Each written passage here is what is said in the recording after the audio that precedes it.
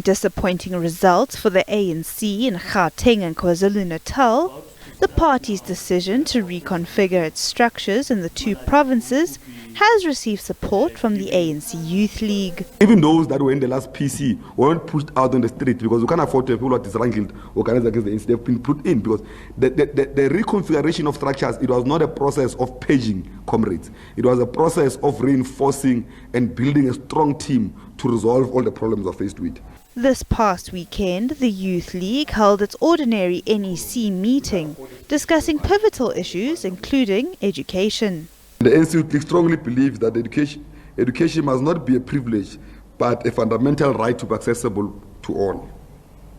We demand the immediate clearance of historic students' debt, the full implementation of free education for working class and poor students. The ANC Youth League also calls for urgent intervention in the student housing. The Youth League continues to stand firm in their opposition to an increase of VAT ahead of the upcoming revised budget speech. The ANC Youth League remains deeply opposed to any increase of value-added tax, which is a problem that will affect the poor and the working class and communities.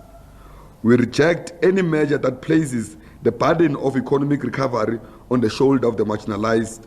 Following the recent trip by Afrikaner lobby group AfriForum and Solidarity to the US, the ANC Youth League says they are undermining South Africa's democratically elected government. I'm sure by now many Afrikaners who love South Africa will not agree with what AfriForum is doing. We're saying Afrikaners must rise everywhere and fight for a non-racial society and fight that the gains of democracy must not be reversed.